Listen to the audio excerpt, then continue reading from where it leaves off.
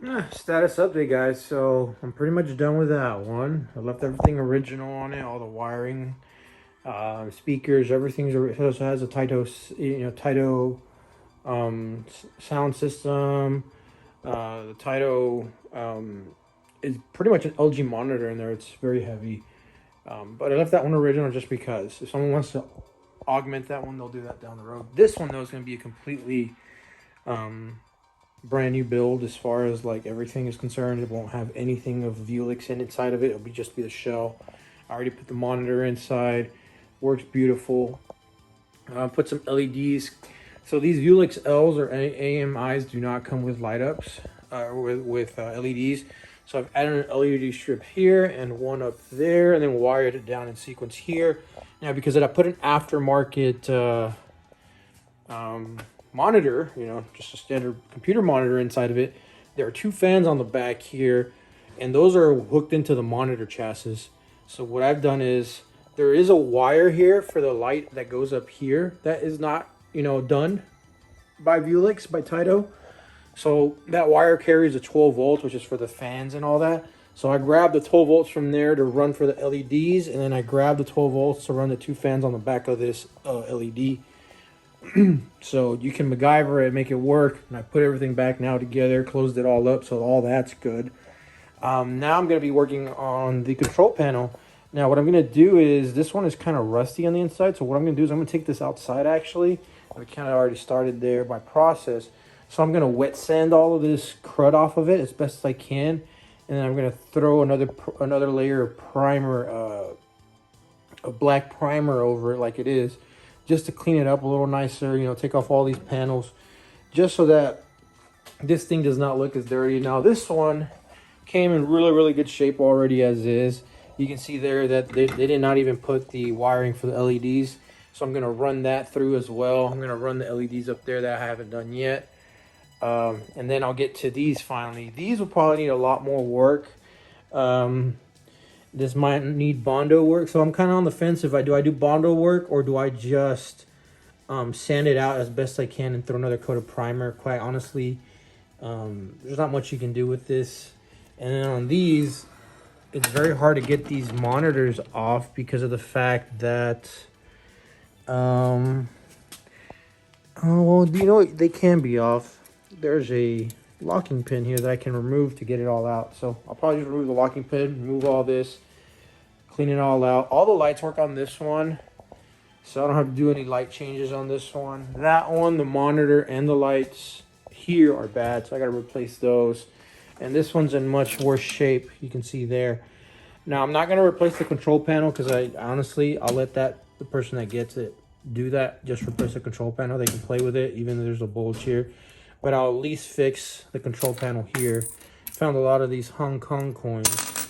But the project is going very well, honestly. I'm very happy with getting these junk cabinets that are going to be now working cabinets.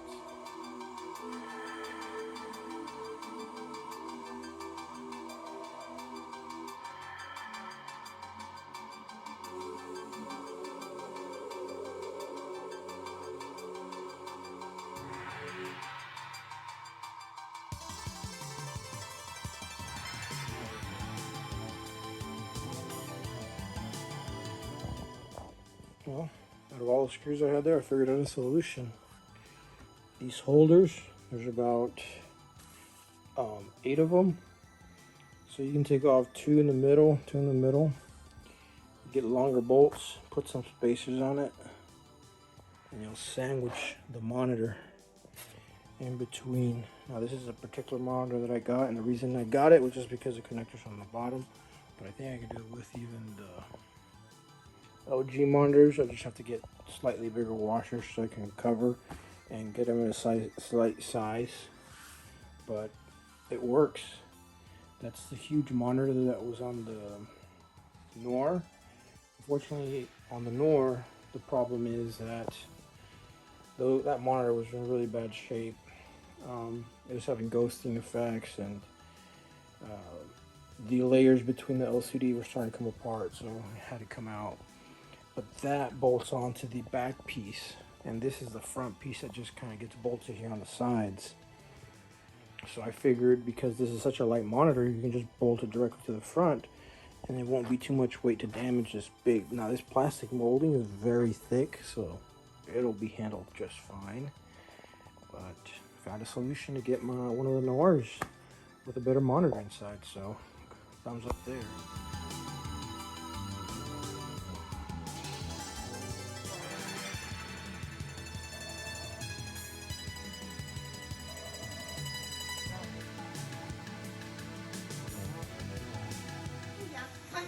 I'm gonna punch you straight with it. Punch.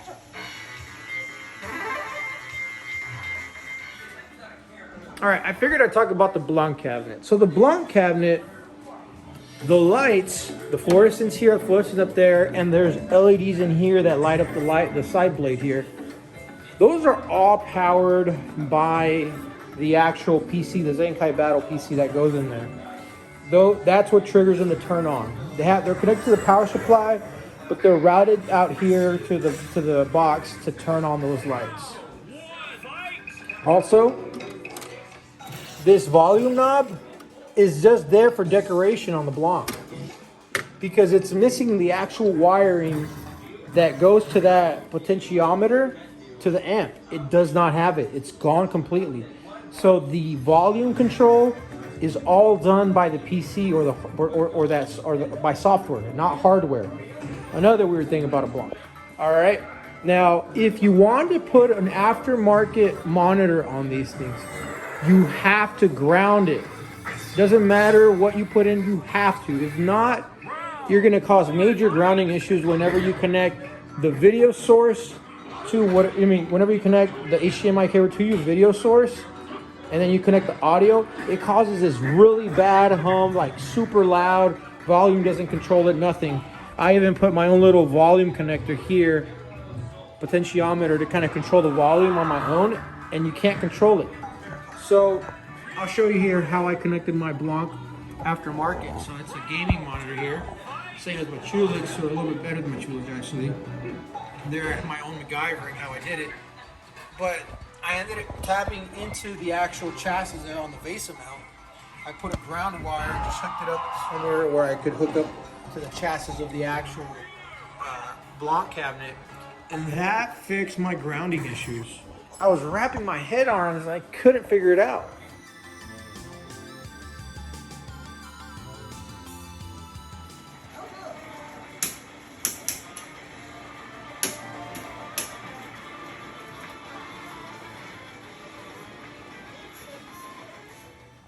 Well, quick status update, guys. I've cleaned these up in really good shape. They're both, all four of them are in really good shape now. All monitors are working. Everything is good to go. The locks, if I needed to replace locks, I replaced them. Here's the only one that I need to fix is this one, and it's just the PCB board here for the audio jack for the Taito. I guess whenever they pulled out the headphone jack, they broke it, and so there's a lot of static. So I've already found, so this is a 7-pin connector, and I went online and actually found a Fender amp that uses the same type of connector. So I'm just gonna remove it. I bought it from eBay for like $5, and so I'm just gonna desolder and resolder this. It's the same 7-pin style and everything. Here's the to control the audio, and then these are like the credit and service buttons for if you want to go the original route. This one is all clean, guys, so cleaned it up, wired up all the lights, everything's good to go on it. So all the gunk and stuff that was on here is gone. I mean, there's still some little bit of leftover scratch, stuff like that, but I mean, to how it looked initially, the amount of filth that was in this cabinet to now, I mean, it's just night and day difference for all four of these cabinets. These look to have been in like a smoker's arcade of some sort. It was all that really big buildup and green kind of residue stuff. So I had to clean them off really good, novice, everything I can think. I threw the kitchen sink at them. Honestly, a lot of goo gone to remove a lot. There's like a lot of like adhesive tape on some places that I had to remove. Like here, you can still see a little bit left over, but there was a lot of like tape residue and stuff. It was just really nasty. Also, especially on the Namcos, a lot of the operators, what they'll do is they'll just, because this tends to rust really bad from, you know, your sweat and your palms and all that, they just put like a piece of tape over it, and it just let the rust build up even more.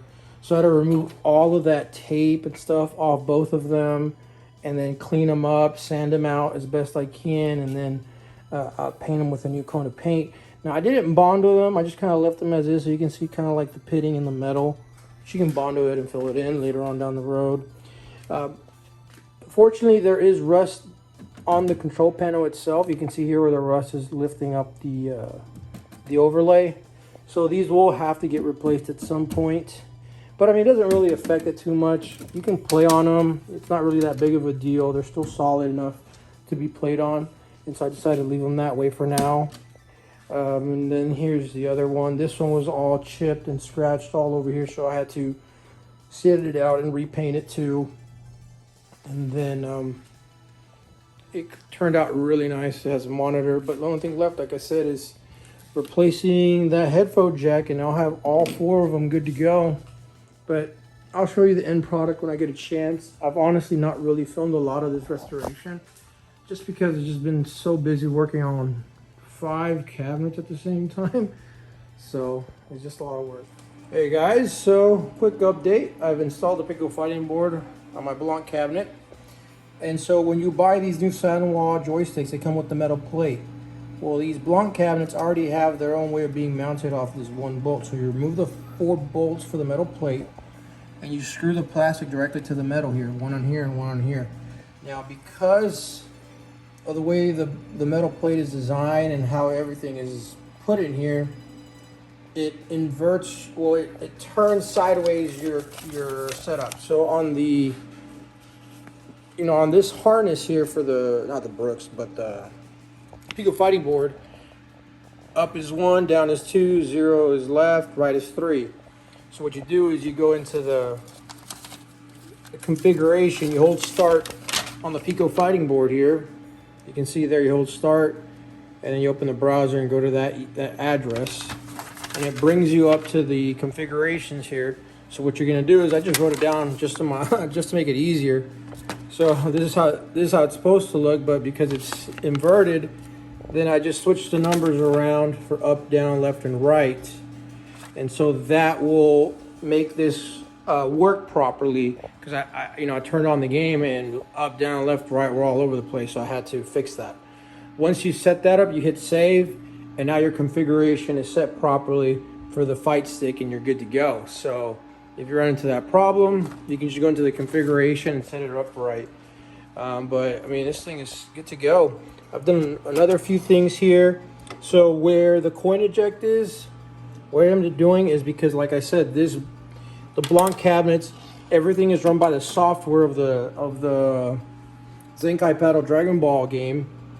They don't have the wiring for this potentiometer.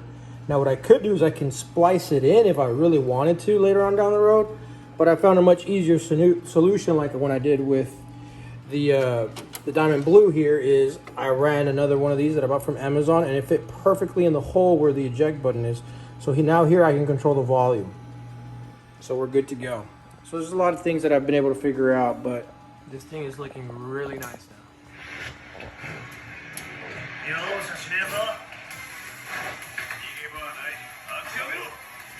Round 1. Fight.